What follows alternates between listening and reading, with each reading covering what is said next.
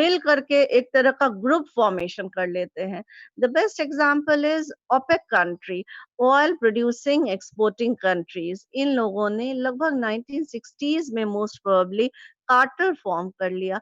मतलब जितने ये मिडिल ईस्ट कंट्रीज है ना, वो अपने अपने राष्ट्रों में अपनी फैक्ट्रीज में ऑयल जनरेट करेंगे, परंतु वो लोग एक प्रकार का चेन, एक प्रकार का ग्रुप इमर्ज कर लिए। मतलब they have formed a group कि प्राइस और आउटपुट डिसीजन मिल करके लिया जाएगा और वो सेल करेंगे वर्ल्ड को ऑयल एक कार्टेल के रूप में, एक मोनोपोलिस्ट के रूप में actually. So they have formed a cartel. हम इसको थोड़ा और डिस्कस करते हैं। देखिए, बहुत आसान एग्जांपल लेके बताएंगे तो ज्यादा समझ में आएगा। कार्टेल फॉर्मेशन, हालांकि कार्टेल ओलिगोपोली का एक फीचर है। क्या होता है कि चार लोग एक ही वस्तु बना रहे हैं। मान लीजिए आप चार फ्रेंड्स मिक्सचर बना रहे हैं, बहुत कॉमन एक एग्जांपल ले रहे हैं, मिक्सचर बना रहे हैं, भुजियास बना रहे हैं। तो आप चार लोग बना रहे हैं, चारों मार्केट में सेल करेंगे पटना में, तो आप लोग एक दूसरे के प्रतिद्वंदी हो जाएंगे। You will become a competitor. तो इससे लॉस भी होता है। तो आप क्या अपने आप में एक प्रकार का अग्रीमेंट कर लेते हैं। क्या एग्रीमेंट कर लेते हैं कि आप लोग मिल करके एक मिक्सचर या भुजिया सेल करने का काम करेंगे। It means you will be provider of the product in in the nature of a group. This group is called cartel. तो हैं तो आप लोग अलग अलग चार बिजनेसमैन, पर मिल करके इस चीज को सेल कर रहे हैं ना, एक ग्रुप के रूप में, एक समूह के रूप में, तो आप लोगों को फायदा ज्यादा होगा। So this is also one of the reason for monopoly. And the last one is if you have control on raw materials. मान लीजिए जैसे बेस्ट एग्जांपल है डी बेयर्स कंपनी है, तो साउथ अफ्रीका में डायमंड प्रोडक्शन होता है। 80% control उसके प्रोडक्शन पर डी बेयर्स कंपनी का है। तो आप ही के पास रॉ मटेरियल है, आप ही उसके प्रोडक्शन में लगे हुए हैं। 80% अगर आउटपुट पर आपका अधिकार है तो काफी ज्यादा अधिकार है। In this sense also, if you have control over raw material, यानी कच्चे माल पर एक आप ही की पकड़ है, आप ही की पहुंच है, तो इससे भी आप क्या बन जाते हैं, मोनोपोलिस्ट बन जाते हैं। Okay, so government licensing, patent right, cartel formation, and control on raw material. All this leads to what? Emergence of monopoly. Please copy this also, children, because ultimately when you go to home, I mean, when you are at home, you can revise. Just write down reasons for emergence of monopoly. Reasons for emergence of monopoly.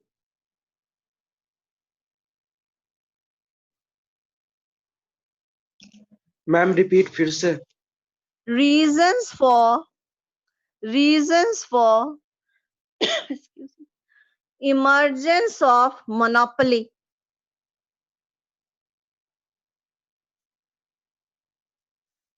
Government licensing. In one sentence itself, you write government licensing and give comma after each word. Patent rights. Patent rights.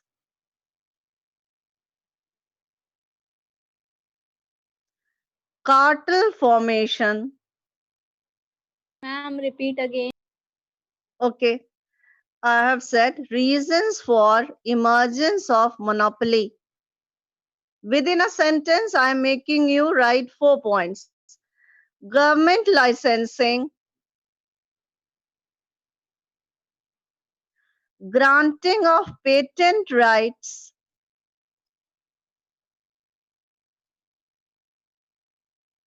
cartel formation,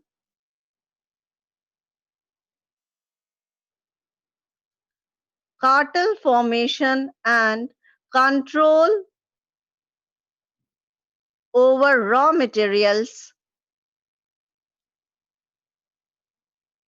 control over raw materials are few reasons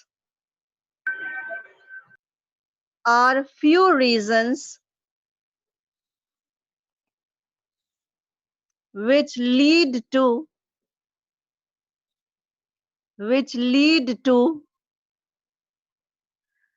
emergence of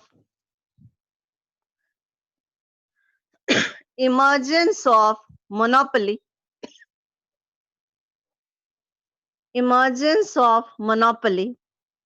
That is enough. Now we discuss, and that is important part of monopoly, कि what is the nature of average revenue curve. Perfect competition में nature of average revenue curve कैसा होता है? Please tell me anyone. What is the slope या curve, average revenue curve perfect competition में कैसा होता है? Upward sloping, downward sloping, horizontal parallel to x axis. How will you draw? Downward sloping. Downward sloping. सोच के बोलिए. Perfect competition में firm price take होता है. वो monopoly. Yes, I can't hear you. Perfect competition में average revenue curve horizontal parallel to X axis होता है और AR-MR एक दूसरे को कोइंसाइड करता है. और ये भी याद रखिए बाय द वे कि परफेक्ट कंपटीशन में लॉन्ग रन में only normal profits are enjoyed और परफेक्ट कंपटीशन में शॉर्ट रन में बात अलग होती है. Super normal profit, sub normal loss या नॉर्मल प्रॉफिट भी हो सकता है. Anyway, coming back to monopoly. Monopoly में what is the situation? देखिए, this is to be understood. Monopoly का जो average revenue curve होता है ना, वो downward sloping होता है. Now you will put the question कि ये downward sloping क्यों हो गया? Monopolist form is the industry itself. आप लोगों को याद होगा हम लोग डिस्कस किए थे कि there is something like industry, there is something like firm, there is something like plant.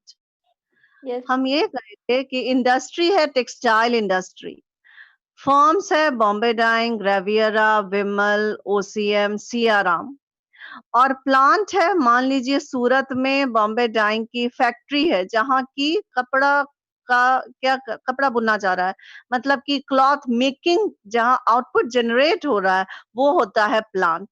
So there is a concept of industry, firm and plant. अब मोनोपोली के सिचुएशन पे आए. मोनोपोलिस्ट हम लोग ये समझ रहे हैं कि he is the single seller of a product. तो सिंगल सेलर है, so firm is the industry.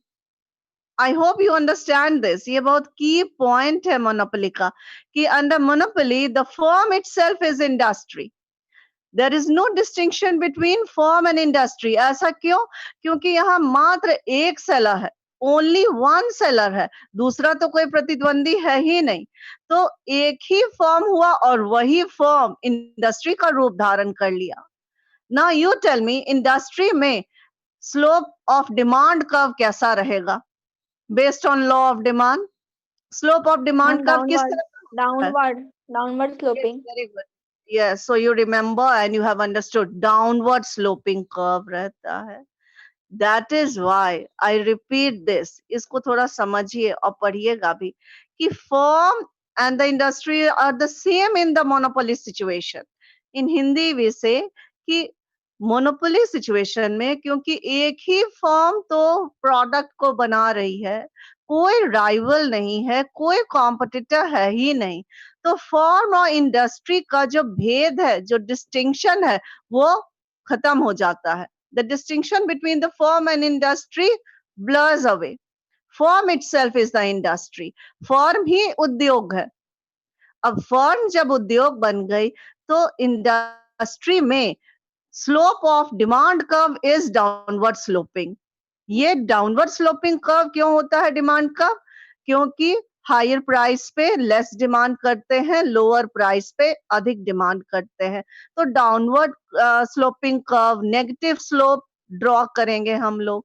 यही डिमांड कर्व जो कि this also I have discussed, price is equal to AR is equal to demand curve. ये भी हम लोग याद रखेंगे कि प्राइस ही कर्व एक तरह से एवरेज रेवेन्यू कर्व, और एवरेज रेवेन्यू कर्व ही तो डिमांड कर्व रिफ्लेक्टेड होता है। So, average revenue curve is downward sloping. Demand curve is downward sloping, और इंडस्ट्री है इसीलिए डाउनवर्ड स्लोपिंग है, क्योंकि जितने भी कंज्यूमर्स है सब उस वस्तु की मांग कर रहे हैं। तो वस्तु की जो वो मांग कर रहे हैं, तो उसका कर्व क्या अज्यूम करेगा? Shape downward sloping curve. Next, downward sloping curve बनेगा क्यों? Following the law of demand, higher price, less of demand, lower price, more of demand. ये चीज की क्लैरिटी हो गई। अब नेक्स्ट थिंग जो हम लोगों को क्लियर होना है कि ये डिमांड कर्व ही एवरेज रेवेन्यू कर्व है, क्योंकि average revenue is the revenue earned per unit of output sold. Average revenue क्या है? हर प्रति मतलब पर यूनिट ऑफ आउटपुट, हर एक पेन को सेल करके जो मेरे पास पैसा आया, वो एवरेज रेवेन्यू कहलाता है। तो average revenue curve as a student आप इतना कम से कम याद रखिए कि वो डाउनवर्ड स्लोपिंग कर्व होता है मोनोपोलिस्ट के लिए। Now what will be the nature of marginal revenue? देखिए, मार्जिनल रेवेन्यू ना एवरेज रेवेन्यू के नीचे ड्रॉ कीजिएगा। एवरेज रेवेन्यू के below you will draw MR curve. Now why MR is below AR? इसका भी एक्सप्लेनेशन है। एक्सप्लेनेशन क्या है? एक्सप्लेनेशन ये है कि following the law of demand, you can sell more of a product at a lower price. इसको ध्यान से प्लीज समझिए, थोड़ा सा समझने वाली ये चीज है। देखिए, लॉ ऑफ डिमांड हम लोगों को यह सिखलाता है कि प्राइस और डिमांड में इनवर्स रिलेशन है ना। हाई प्राइस पे कस्टमर कम चीज को मांग करेगा, और लो प्राइस पर हमारा कस्टमर अधिक प्रोडक्ट खरीदेगा। अब नेक्स्ट थिंग जो हम लोग को क्लियर होना चाहिए कि ये जो एवरेज रेवेन्यू कर्व नीचे की ओर डाउनवर्ड स्लोपिंग है। लॉ ऑफ डिमांड क्योंकि इनवर्स रिलेशन बताता है, मोनोपोलिस्ट है तो किंग मेकर, है तो प्राइस मेकर, परंतु उसको अधिक वस्तु सेल करने के लिए प्राइस को क्या करना पड़ेगा? लो करना पड़ेगा। This is key element of monopolist. Monopolist is a kingmaker. Monopolist is a price maker. But in order to sell more of a product, he will have to lower the price. क्योंकि law of demand ये कहता है inverse relation है, इसलिए monopolist कीमत की निर्धारण तो करता है, परंतु मोनोपोलिस्ट को अधिक वस्तु सेल करने के लिए उसको अपनी कीमत को घटाना होगा, क्योंकि कीमत जब लो होगी तभी मोनोपोलिस्ट अधिक वस्तु को सेल करता है। अब कीमत अधिक हो, sorry, I am very sorry, I think I was clear कि कीमत जब लो होगी तभी अधिक वस्तु सेल होगी। At a low price more will be sold. When at a low price more will be sold, इसका अर्थ क्या निकलता है? Each additional unit is bringing me less of revenue. I repeat, each additional unit is bringing me less of a revenue. अगर कोई slip of tongue हो गया होगा तो I am very sorry, हम इसको थोड़ा सा explain कर देते हैं लिखाने के पहले कि monopolist downward sloping average revenue curve उसका रहता है। मोनोपोलिस्ट लॉ ऑफ डिमांड को फॉलो करते हुए हम लोग समझते हैं कि at a high price less is sold and at a low price more is sold. अब लो प्राइस पर अधिक बिकेगी वस्तु हमारी, तो मोनोपोलिस्ट को अधिक सेल करने के लिए क्या करना होगा? प्राइस को लो करना होगा। तो इसका मतलब है कि जो अतिरिक्त रेवेन्यू होगी वो क्या होगी? कम होगी ना। सो ईच एडिशनल रेवेन्यू, जो कि दूसरे शब्दों में कहते हैं मार्जिनल रेवेन्यू, वो कम होते जाएगी। That is why marginal revenue curve will lie below the average revenue curve. Hindi में कहेंगे कि MR कर्व मोनोपोली सिचुएशन में AR के बिलो के नीचे होता है. जहां तक इक्विलिब्रियम की बात है, where marginal revenue and marginal cost cut each other, equilibrium will be established. और प्राइस की जहां तक डिटर्मिनेशन है, ऑलवेज रिमेंबर, जैसे आप MR और MC बनाएंगी और जहां MR और MC कट करेगा ना, वहां E लिखिएगा और उसी पर्टिकुलर लाइन को एवरेज रेवेन्यू कब ऊपर है उसको इलोंगेट कर दीजिएगा, ऊपर की ओर खींचिएगा, तो जहां AR टच करेगा ना वही प्राइस होगा. Anyway, now you write down also. Please put your pen and paper together and write down. Nature of average revenue curve under monopoly situation. Nature of average revenue curve under monopoly situation.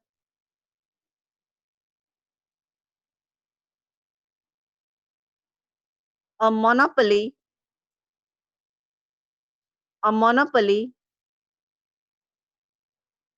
is a single seller of a product.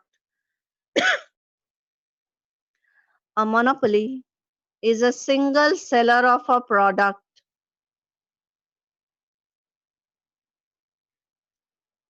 Hence, the firm itself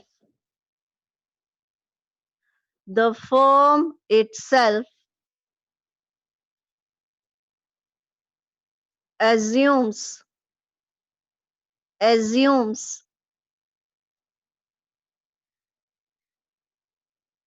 the form of an industry.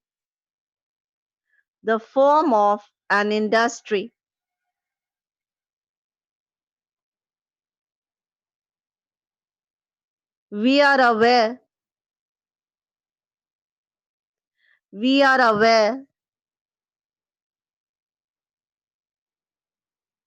that in an industry,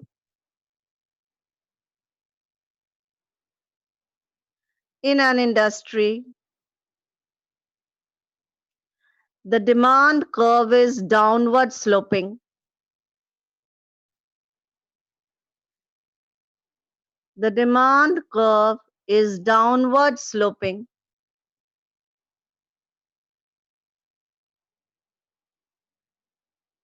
Obeying the law of demand. Obeying the law of demand.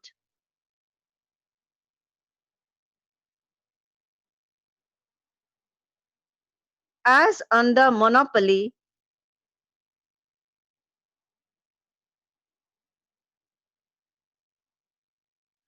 the firm behaves like an industry.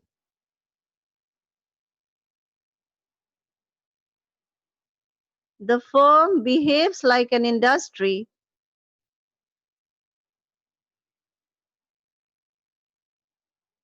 Hence, the average revenue curve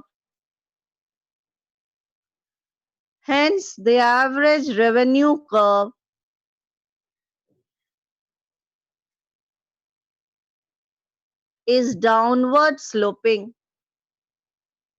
Hence, the average revenue curve is downward sloping.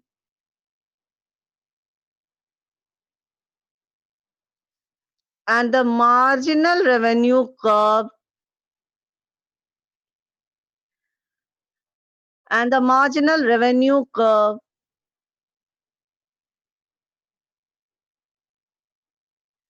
lies below the average revenue curve.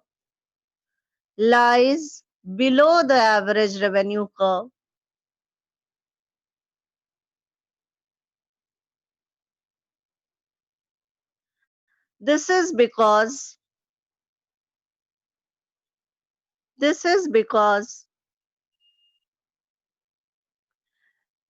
in order to sell more,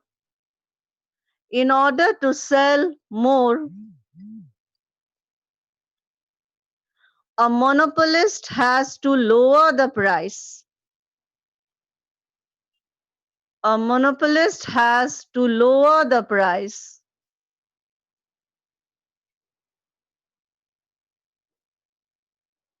Hence making MR curve. Hence making MR curve lie below the average revenue curve.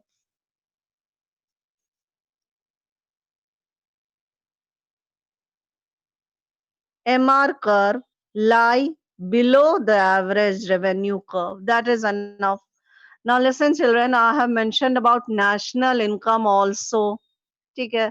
So I just introduced, that was my intention also in mentioning national income.